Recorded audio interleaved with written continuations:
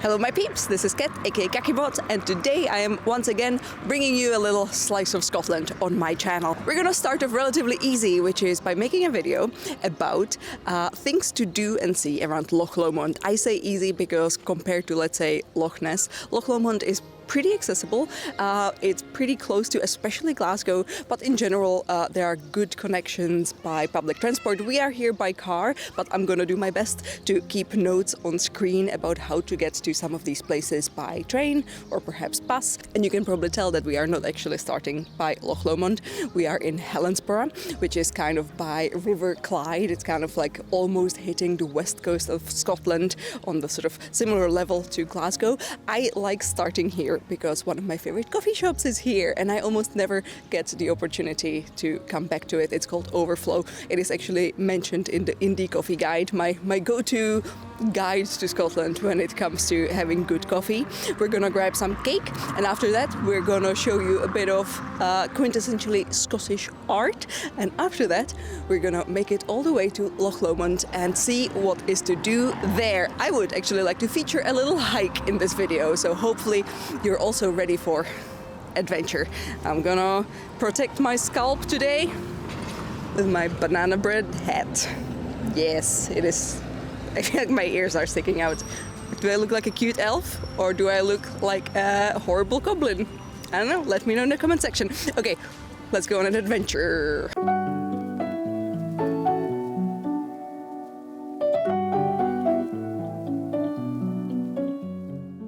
Helensburgh is a really cute seaside town, especially nice to visit on a sunny day like this, as the coastal part of it has lovely little cafes and ice cream parlors and also chippies.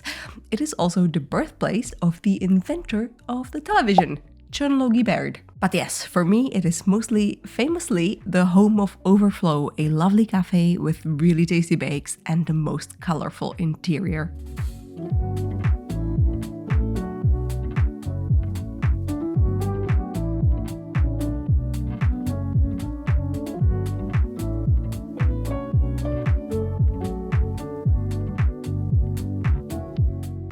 So we made it to our stop number 2, which is the Hill House in Helensburgh. And you might be wondering whether it is actually worth it traveling all the way from Glasgow or even further afield to see a building that's fully covered in over 150 tons of chainmail. And I will tell you, yes, because it's stunning on the inside. It's actually kind of fun and somewhat thrilling to climb around. And it is designed by Scotland's, I would say, most important designer, Charles Rennie Mackintosh. If I haven't sold it to you by saying that, then let me sell it to you by actually taking you in. The Hill House has been designed and built for the Blackie family, who stayed friends with Mackintosh for most of their lifetime. Inside, you will find unique interiors which are just dripping in the signature Mackintosh look. In his interior design, I can see the Japanese inspiration more than anywhere else, especially when I look at the lamps, which kind of look like paper lanterns to me. You will also find lovely artsy details by Mackintosh's partner, Margaret MacDonald. It's like a lovely marriage of Art Nouveau and Art Deco with almost a little hint of H.R. Giger. But perhaps the most unique part of this experience is that the scaffolding holding the world's largest chainmail veil also lets us walk around the house, seeing it from pretty much any angle imaginable. This protective box has been put up as the original cement used wasn't a great choice for Scotland's wet weather and started rotting from the inside, so now you can see the house sort of naked and free from this problematic material. It's kind of pink, I like it.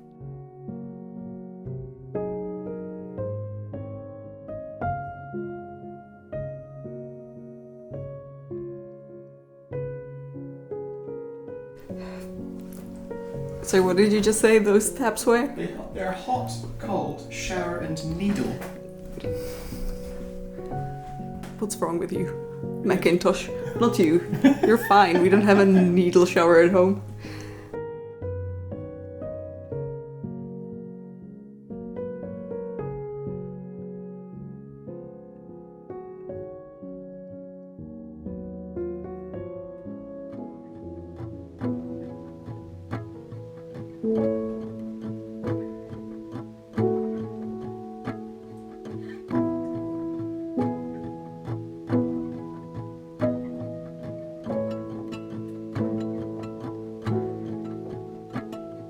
Hey, how's all of this for the perfect establishing shot now that we finally made it to Loch Lomond after all that faffing about in Helensburgh?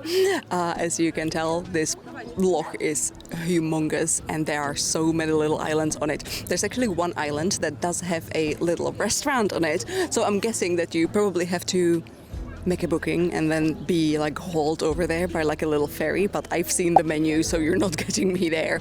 Someone's gonna die. Anyway, we are on a little pier in Luss. I do really like making a stop in Luss in this video. This is gonna be our only stop on the sort of like west side, who someone is just starting their very fancy boat. I just said we're at a pier, so that's fine. On the west bank of the loch, Luss is my favorite stop, and it's gonna be our only one for this video.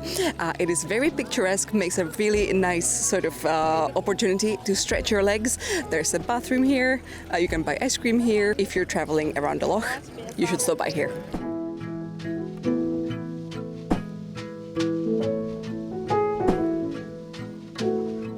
Luss is a village that can make a great base for all sorts of little hikes, boat trips, or just a pit stop with a plenty of photo spots. I always loved the little cottages here. I think it's a view that's actually quite unique, even within Scotland. It has a beach that seems very popular with holidaymakers and day trippers, and it is accessible by car and buses. The local 305 from Alexandria or Citylink buses from Glasgow.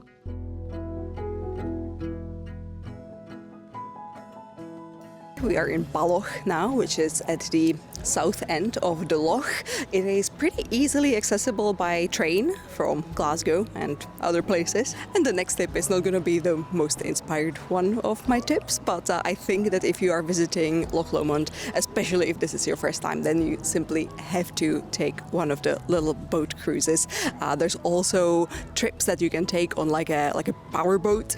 Is that the motorboat? That's probably the word for it. I am more into trains than boats. Ours is at 4:30. I think that tends to be the last one available. Unfortunately, even though in Scotland the days are seemingly never ending in summer, usually the sort of tourist activities are still limited to the sort of like normal opening times, which is a bit of a bummer. I think it would be great to have like a sunset cruise, but alas, we are going to take advantage of here. Sweeney's Cruises, yes, are offering one that starts at 4:30, and that is still pretty good for our itinerary for the day. So yeah, join us.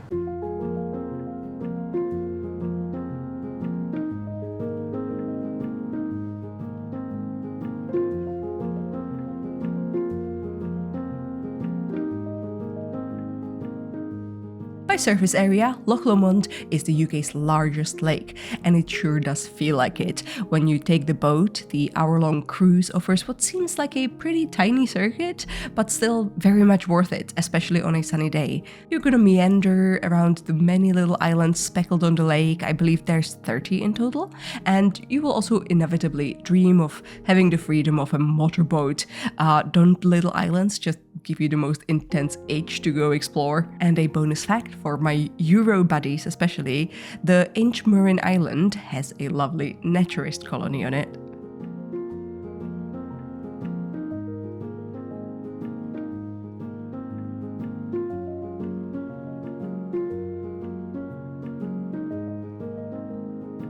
Within the area of the Loch Lomond shores, you will find not only a little mall and a dinosaur restaurant, but also the Sea Life Aquarium. I'd say this spot is in a bit of a better nick than the North Queensferry Deep Sea World and costs a similar entrance fee of about £20. We were motivated to visit by the Animal Crossing pop-up, which was only happening for about 3 weeks in May, but I think even without this it would be a lot of fun.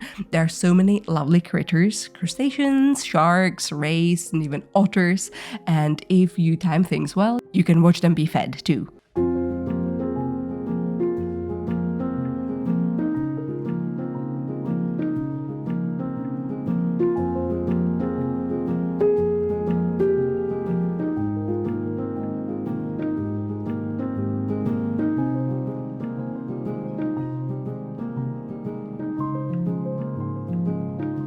east of Balloch's town centre, you will find the Balloch Castle and Country Park.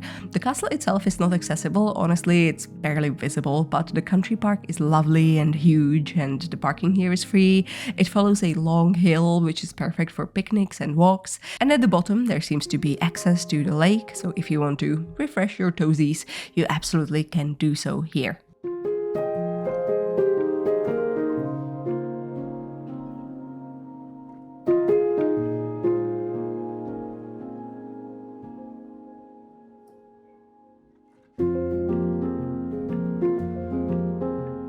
Another area that is super popular with both people looking for a little dip and also hikers is Balmaha, towards the east.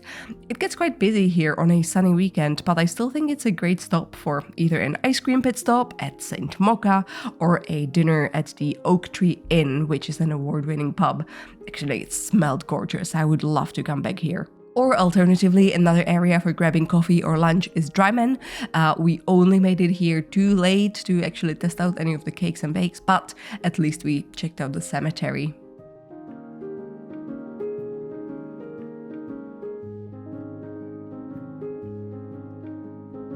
Guess who has decided to leave the hardest part of this trip for the last? This guy! And the plan is to climb that guy. Yes, that's the Conic hill. It's actually one of the first big hills, or mountains, probably a big hill. It's a big hill. It's kind of like 25% larger than Arthur's Seat over in Edinburgh. And it is one of the first hills that you see as you kind of cross the fault line between like the old like continental flatter part of Scotland and the big dramatic highlandy part of Scotland that floated in here, and that's the part that is from the same original landmass as the Appalachian Mountains over in North America. So that's always been kind of cool because you can really see the difference between the two sort of landscapes.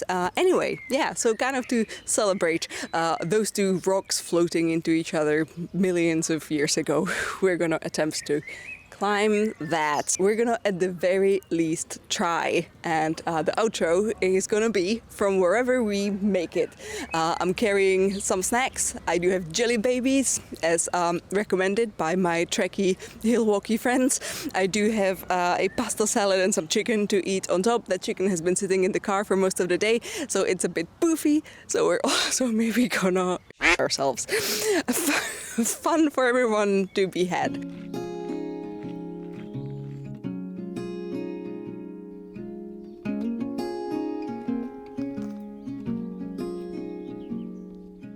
Okay, we started this video with the easiest step, eating cake, and are finishing it with the hardest.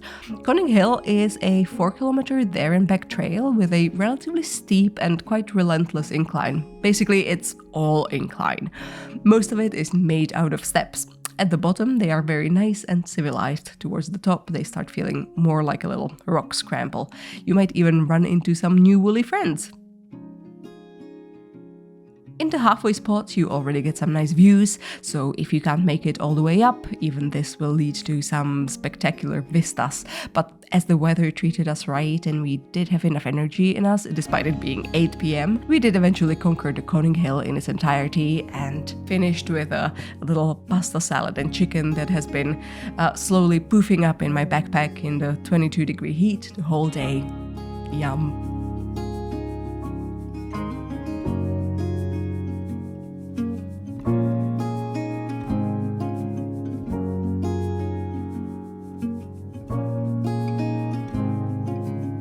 Look at us, we've made it to the top of the Conic Hill. I am genuinely, I'm excited about this, and also I'm kind of impressed with myself because honestly, the Conic Hill, even though it's one of the lowest hills around Loch Lomond, when you're down by the lake and it's just like looming above you, it is kind of scary. I feel like when you're under Arthur's Seat, it feels a bit more kind of as a part of that whole landscape. I don't know, like Arthur's Seat does not feel as intimidating as Conic Hill. And obviously from here, I can also see Ben Lomond, which maybe now I'm gonna get cocky, maybe next time.